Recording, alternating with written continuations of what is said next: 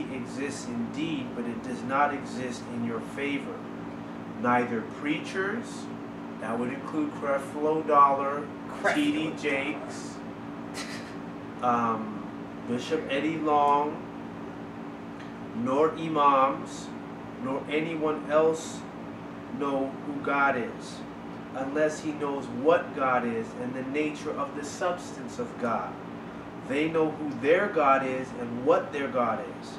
God and devil are opposite sides of the same thing, Leviathan. This means that their God is not going to destroy the devil, as the Bible pretends and deceives, because destroying the devil means destroying Leviathan. And that would be the end of their deity. For Leviathan produces their god, Ghost. Yet their god is the death of Leviathan in the sense that the moon cycle marked the climax and end of evolution. And Leviathan is the evolutionary forces. If one knows the nature of the Tamahu, he knows the nature of their deity, if they are made in the image and after his likeness. For the Tamahus are the children of the god, Ghost. Their nature is to oppress and cause you suffering and death. This is verse 349. I'll repeat that again. Their nature is to oppress and cause you suffering and death. It stands to reason that the oppressive slave master did not and will not give the slave anything which he thinks may one day liberate the slave. Therefore, you know that the Bible and the spirit forces thereof will never liberate the captive. Hence, the powers of Nanya-Shaabu are the only liberation forces for woolly-haired people everywhere. The powers in Nanya-Shaabu are knowledge, reason, and nine ether. And, you know, this is where we can put an end to a lot of the feelings of speaking out against so-called white people or making them feel uncomfortable. No, the nature, you know, everything has a place in nature. So-called white people are doing exactly what they were designed to do. What are Nubians doing? You know, they're living adversely to nature. They're falling under the oppression. They're allowing that to happen. And it happens so easily because of the system. Like Dr. Wilson said, they've set up a system to ensure their genetic survival is what it really all is, because you can see there's some kind of time span for them to be existing. And you're speaking of Leviathan. How is it that Nubians are going along with this programming? Will you define what Leviathan is? Leviathan is a sex force, a spirit force. And so people lust after and desire.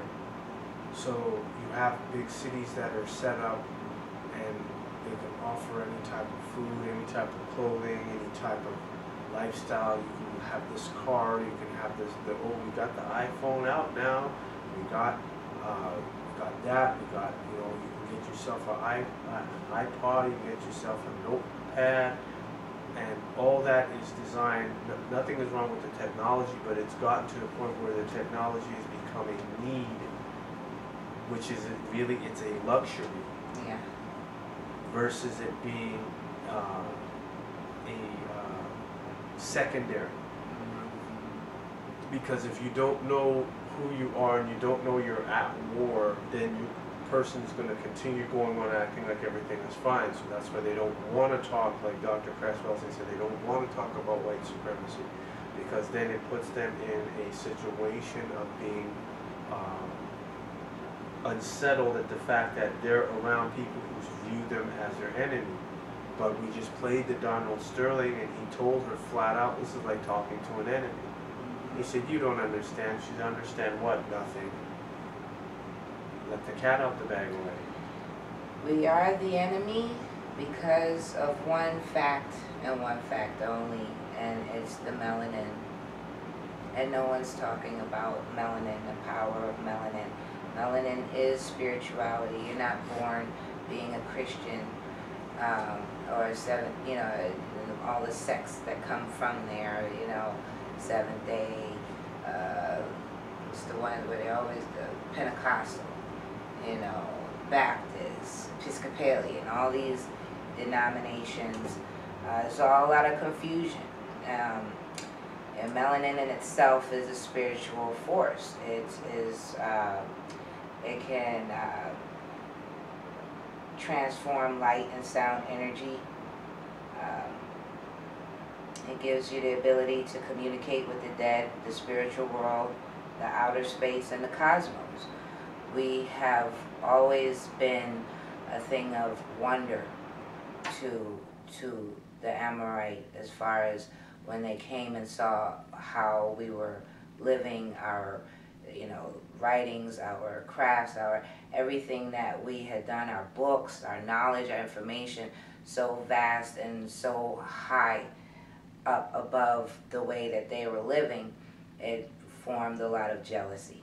Not to mention the fact that Lucy's bones are still the oldest living, not living, but the oldest bones found on the planet, which is millions of years old. We were talking the other day about how this was all one landmass before all the earthquakes broke everything up into the 7 continents. And having been here for millions of years in one landmass, we were traveling all over. That's where there's nowhere you can't go on the planet where there isn't some evidence of Nubian people having been there from millions of years ago.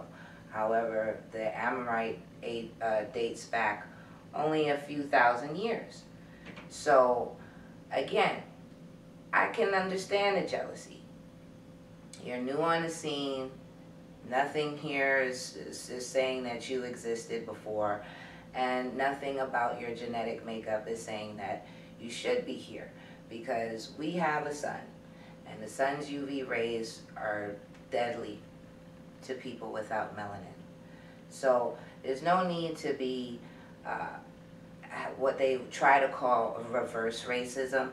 People have tried to call me racist. No, there's none of that. I accept the facts as they are. They had to put a system in place to make themselves continue to thrive. They do so by mixing. Will you tell me, what do you think about people who intermarry outside of their race? Well, that only stands to reason when they feel that in order for them to succeed or to survive, that's the basis of survival. So that's created like a lab experiment. On the part of, who are you talking about, the Nubian or the Amorite? Both. Both. Because the Amorite is the one that created the condition. So what happens is when Nubians only see white and that looks like that's the life to live, then they want to aspire to be like that. And the ones that are weak-minded, gullible, ignorant will go for that. And loving the fiat. Yeah, well, that's exactly that. But they're going to go for it because they're like, okay, well, I got a choice.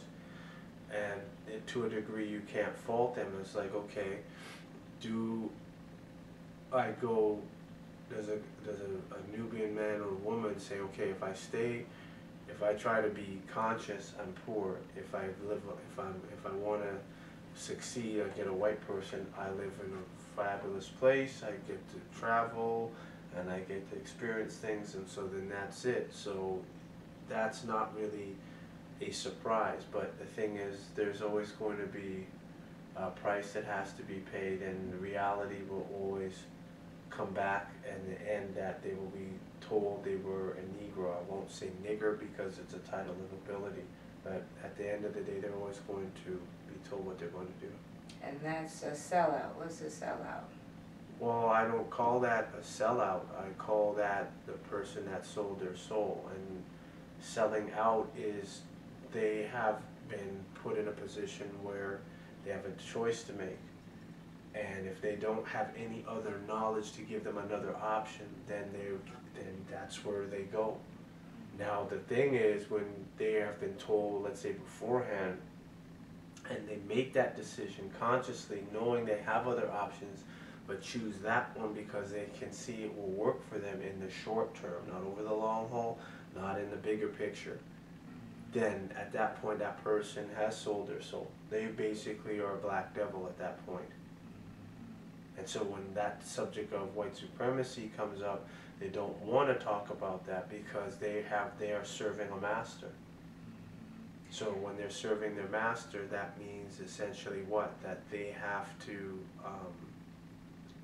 fall in line, and they're going to do whatever they have to do to protect the system. Yeah. Dr. Walsing said any person, no matter what color they are, if they are not willing to entertain the topic and discuss white supremacy, hates black people. She said whether they're white or black. Yeah, whether they're white or black, if they don't even want to talk about white supremacy, that means that they hate black people. And you would have to hate black people because white supremacy is the #1 mental illness amongst black people. So if you're not talking about remedies and cures for the mental state of blacks everywhere, you obviously hate black people. Next question. Okay. We watched 12 Years a Slave. And what was most interesting was that, again, to drive the point, the Lupita was the star picker of the cotton. And she would pick 500 pounds a day. And no matter what, she still got it in the end. And the question is? You tell me something. What was your biggest impression from the movie? For 12 Years a Slave, Yeah. my biggest impression was, and it's similar to today, he was able to say who he was, and they didn't want to hear that. Didn't have his papers on him. Yeah. But he was still able to say who he was. They knew darn well that's what the case was, but again, they wanted to kidnap him and sell him, which is what they ended up doing. And the biggest impression I got from the movie is it's no different than today. It's the same structure, the same system, the same everything. Nothing has changed from that point in the movie. Like watching the movie, they're telling you this is how we have been doing things. Now the only difference between back then and currently is they said we can't do the physical beating, so they've advanced it to the point where, okay, we can do economic sanctions against you and make it so difficult that you have to play this monopoly, this real life monopoly game. And if you don't know how to at least function, then you are not going to survive, because they constantly have the advertising out there, and you know, you can see advertising in food, and you'll see all sorts of events, concerts and stuff you want to go to. So if you want to participate in that, you're going to have to conform. And the biggest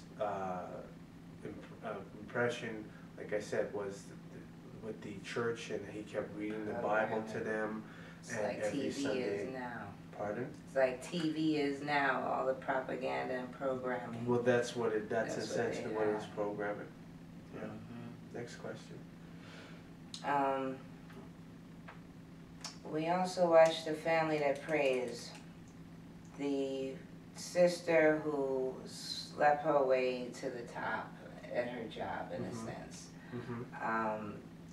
Will you go into that and how that relates to series like Scandal? Well, Scandal, I haven't seen Scandal. I'm not Me familiar. either. I'm not familiar with it. The only thing I can say is, again, it comes back to, if you were in the field, you were a field nigger. When you got brought into the house, male or female, black, then you would live a little better, dress a little better, things would be a lot easier than being out in the field, where then they even showed in the movie they would crack the whip on them picking the cotton.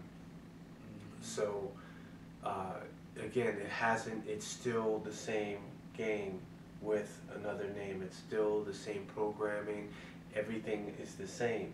Now the question is, the people who see this interview, because let's not forget, the first interview that you did ended up in Russia, on a Russian website. The entire website is Russian. So obviously people in Russia, Eastern Bloc, Europe, South America watched the video. And we know you can't, your interview was in the millions, and that means that people are watching it. So the reality is, and the earth is going